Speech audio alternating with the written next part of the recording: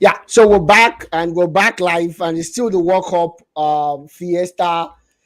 Honestly, I'm tempted to talk about Ronaldo, Cristiano Ronaldo, but I wouldn't. I'll leave it till we do an Instagram live where we can have people hear their opinion live.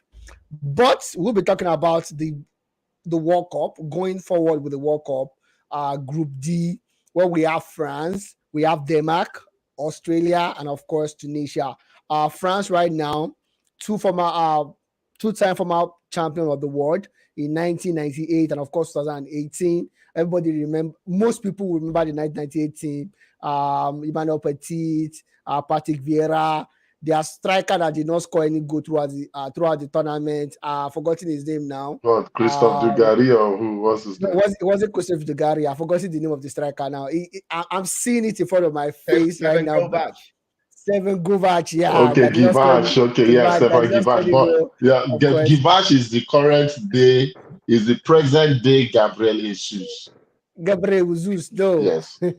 His no, link up plays. His link up play his Zico is was, not bad anyways, but yeah, it did not score any does goal. not matter. It does not matter. He's a world champion, Debo. Thierry Henry was a young guy that stole the show and scored 3 goals. I can remember their goal against Paraguay in the second round. Laurent Blanc, wonderful team, and of course they won the World Cup again in 2018. Thanks to Paul Pogba inspired France that did the wonder for them. Which Yes, is Pogba inspired. Paul Pogba inspired. Yeah, Paul Pogba inspired, Uh, of course. inspired me. That's my own. And you are That's my sticking to belief. it. And And you are I'm sticking to You it. don't mind me. Been sticking to it. exactly, Pogba I'm sticking inspired. to it. Currently, they are the fourth ranked team in the whole wide world. And this is their 16th appearance at the World Cup. And of course, we're talking about the Danish team that did wonders as well in the Euros. Someone said League Cup play no go. Giroud gang. Of course, for the Danish team that are 10th in the world right now, this is their sixth World Cup appearance. Sorry, the fifth World Cup appearance. Did very well at the Euros, riding off the should I say the euphoria of what happened to Christian Eriksen. Imagine Eriksen back in the team. Braithwaite, whom Barcelona does not like so much, but turns up for his country as well. And of course, we have Kaja, the former, I'm not sure if he's still with AC Milan, Simon Kaja as well. And for the Australian team, not so bad. They're the 38th in the world right now. Their fifth World Cup appearance. They have Aaron Murray as their number one player. But of course, when you look at yesteryears, they've had some glorious players in the past. Harry Kewell, Mark Viduka, just to mention but few. And of course, they have Match Ryan right now, who is going to do them a whole world of good as well. And for the Tunisian national team, this is their fifth World Cup appearance as well. Looks like this is their fifth appearance in the World Cup. They are currently ranked number 38 in the world. So they are eight ranks above Australia. They have Yusuf Maskani, they have Wabi Kaziri and Fajani Sassi as their number one or their top players in this group. For this group, of course, tournament favorite is going to be France, but I want to dissect France a little bit. Olawale said they could be or they are the favorite or one of the favorite for the tournament.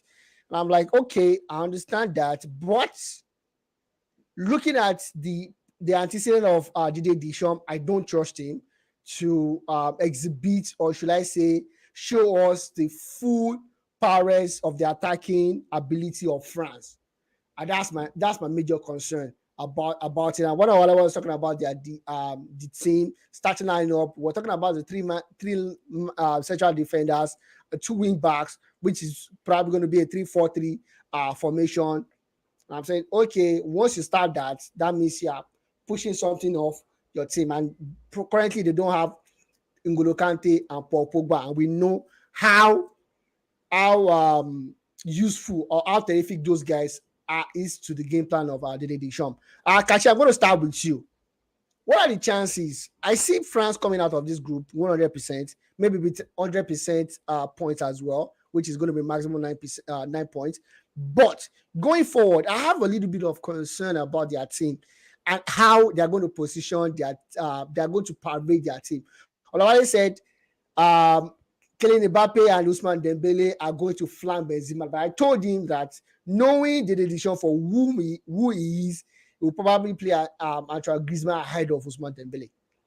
Well, without a doubt, that's what will happen. Some of these coaches are usually set in their ways and loyal to players who have done things in the past for them, a la Gareth Southgate and the Harry Maguire case.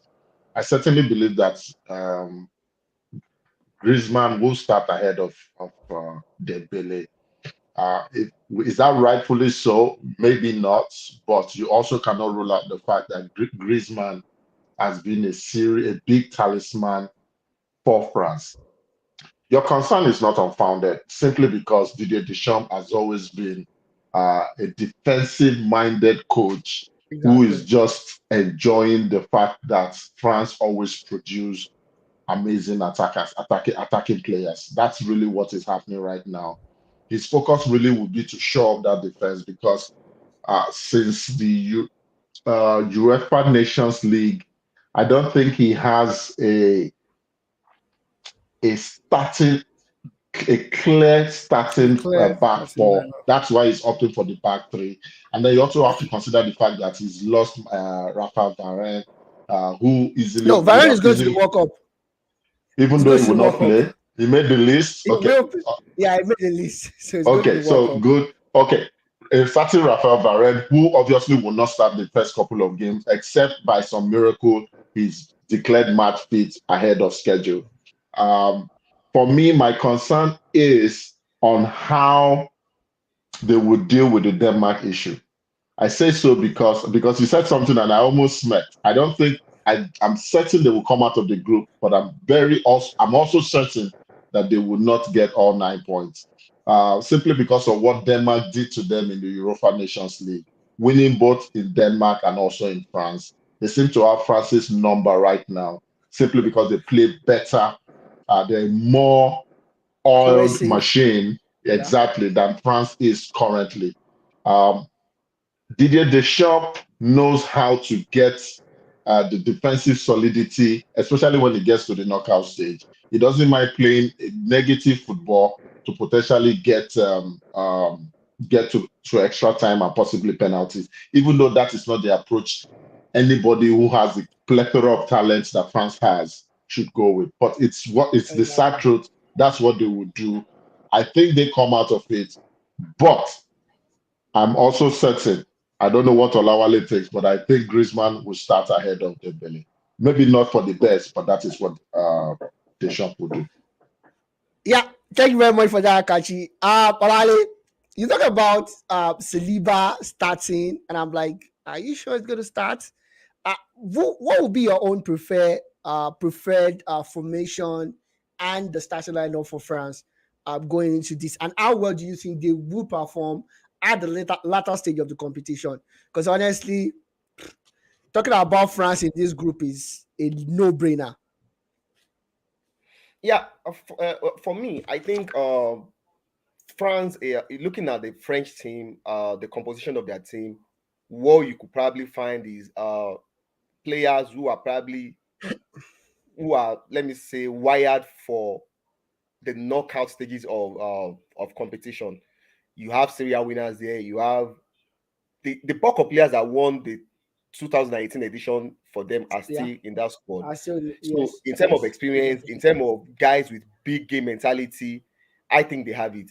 Now with N'Golo Kante,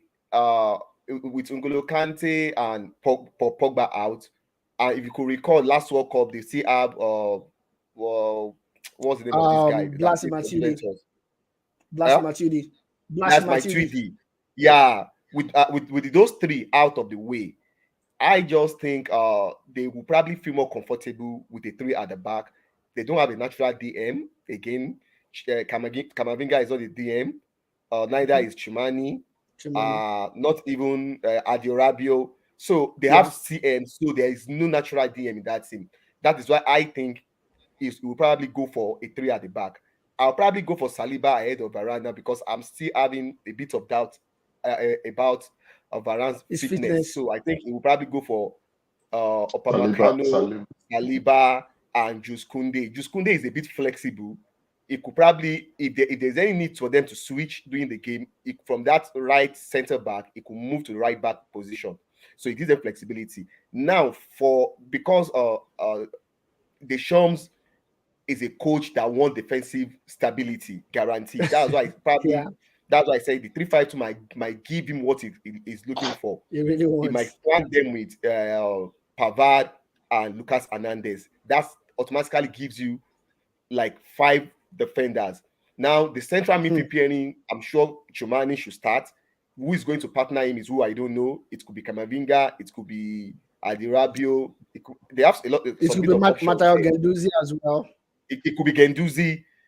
So now that gives the front three that freedom to Fluidity. do whatever they want to do.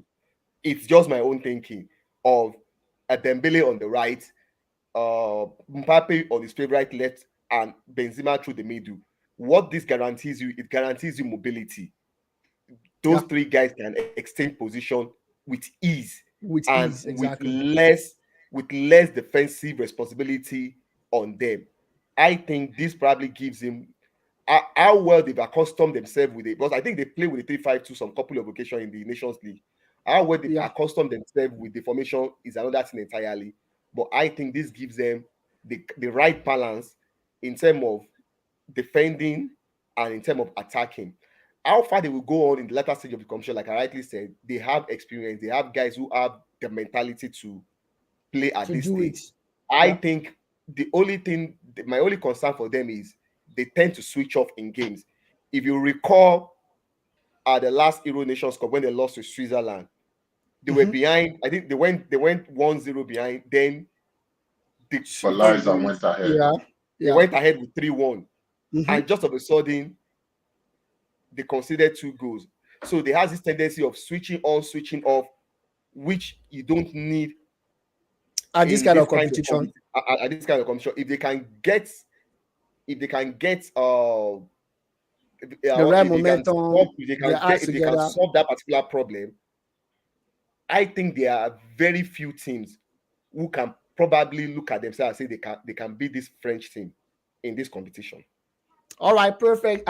Thank you very much for that. And of course, for the Danish national team, lovely team. We're looking at Kasper Schmeichel, who was booed by Nantes not so long ago. I think about 2 or 3 weeks ago for goalkeeping, you know. But we still have Simon Kaya, like I said. We have Per-Emil Højbjerg of Spurs, Christian Eriksen, Thomas Delaney, of course, Kasper Dolberg and Mikkel Damsgaard of Brentford. Lovely team and very well-oiled team, cohesive, and without a shadow of doubt, for me, this will be the second team in this group, if not the first. Circumstances permitting them, you never can tell what will happen in football. But without a shadow of doubt, this team, I look forward to this team to getting at least to the quarterfinals of this tournament. Kachi, what's your own opinion about that? I'm almost tilting towards what you said, because I think I agree that the Danish national team is better.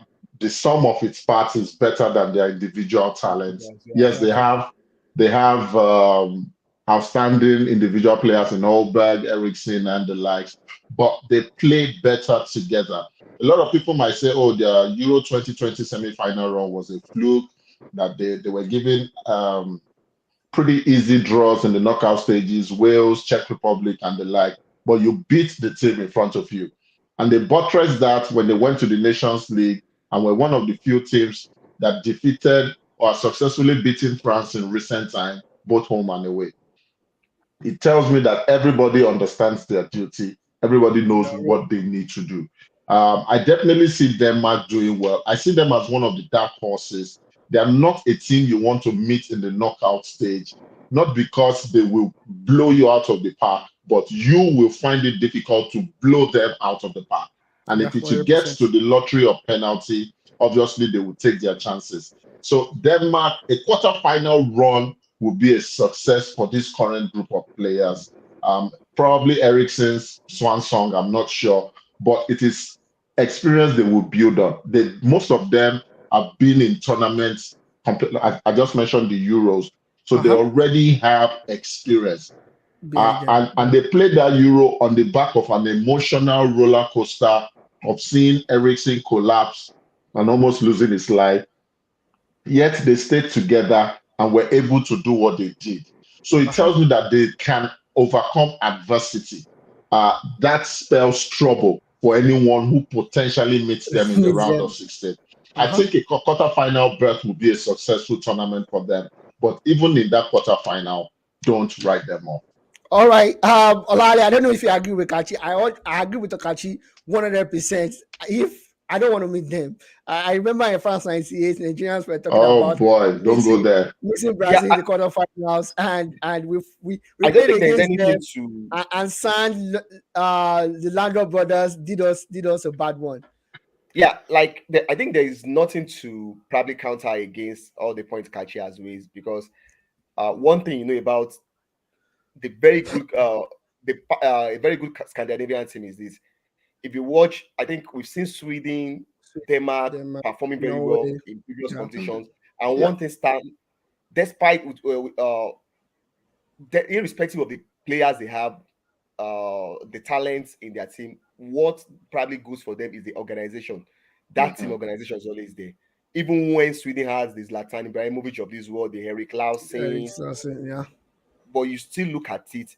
The most important thing in what they do is it's about the way they play together as a team, and that's the point Kachi rightly buttressed.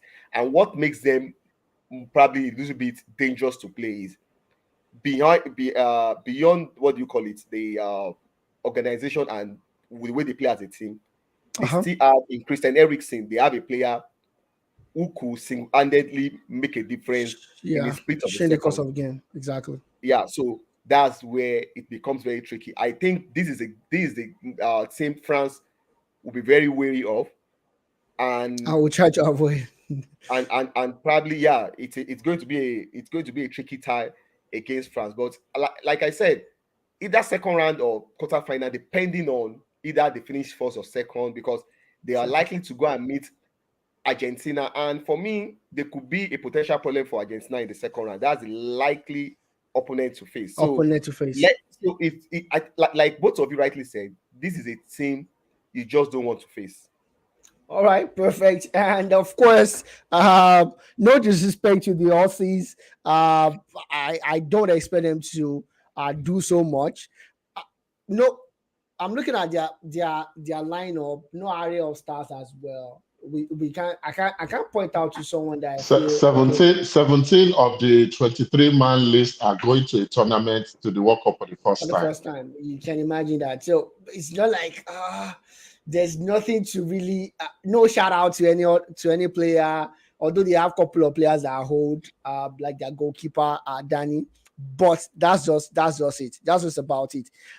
Do you think Australia will do enough to beat Tunisia, or do you think there could be a dark horse between Australia and Tunisia in this group and probably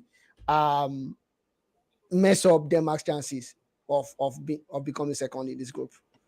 Kachi. I don't think Kachi is with us. Do you think Australia or Tunisia could do something and probably be the dark horses and ensure Denmark does not finish second in this group? I have my doubts. I don't see that happening. If that eventually happens, it's going to be a big surprise. I think the Australian team probably one of their least talented team in recent times. In the past, at least they could still boast of 2 or 3 players, at least players playing around the world. But if you look at this team, it's mostly of players at championship level teams. It reflects in the way they play. Of course, the team organization is always there, but it's a team derived of quality talent everywhere. I think the most popular player in this team is probably Moy, who who was a what do you call it academy player for Man City and played for Huddersfield Town. Then Matt Ryan, who is I think is a second choice. I think he played for Arsenal sometimes ago. Yeah. As a reserve Yeah. keeper. I don't know where he is presently. So it was not Brighton much and is for Love me. before he came to Arsenal alone. Yeah, exactly. So for me, I'm not expecting much sincerely from this team. Anything beyond probably a draw or a win over Tunisia, for me, it's an upset. If anything in form of a draw against Denmark or France, for me, is a big upset for them. Okay, all right, perfect. And of course, for the Tunisian national team, you have your boy going to the World Cup, Anil Madrib of Manchester United. It's a young fella.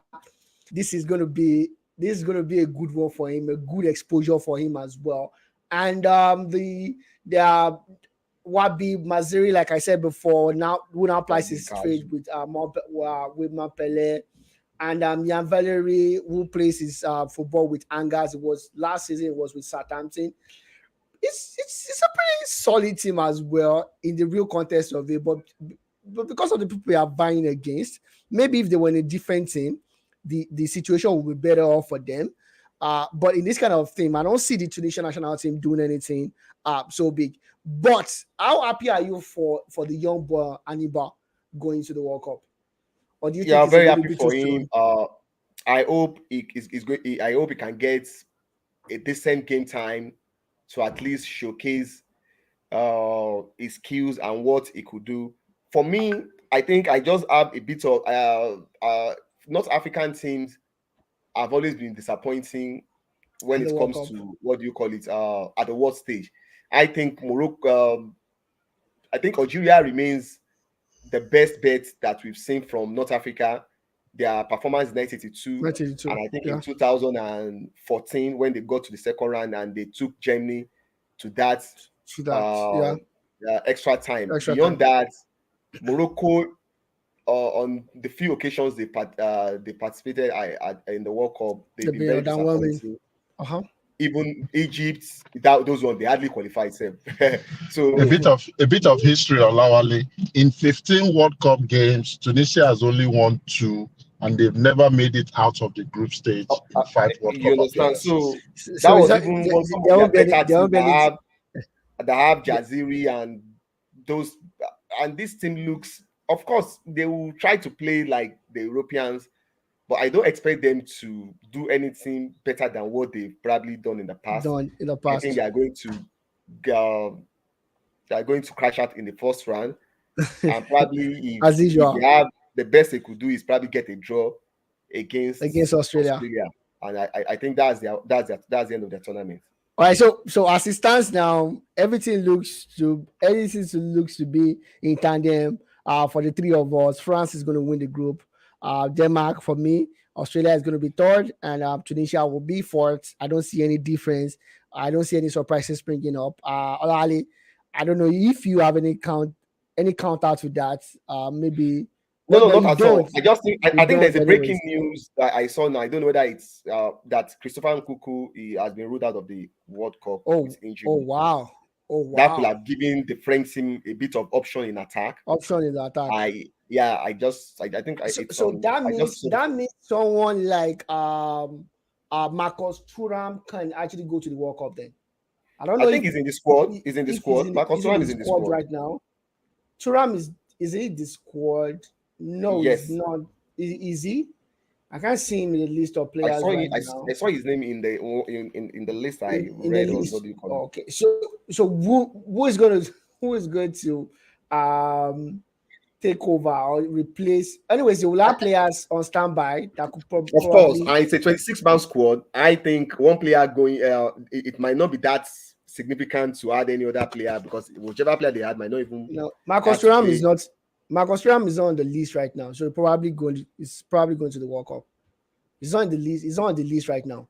So they have in the forward, they have Karim Benzema, Kingsley Coman, Ousmane Dembele, Oliver Giroud, Antoine Griezmann, Kylian Mbappe, and Christopher Nkunku in the attack. And in the midfield, they had Eduardo Camavinga, Yusuf Fofana, Matteo Guendouzi. I think probably then Thuram might come in to replace him then. Yeah, to Chouameni and Vera Tout. Those are the guys that they have. So They need to come back.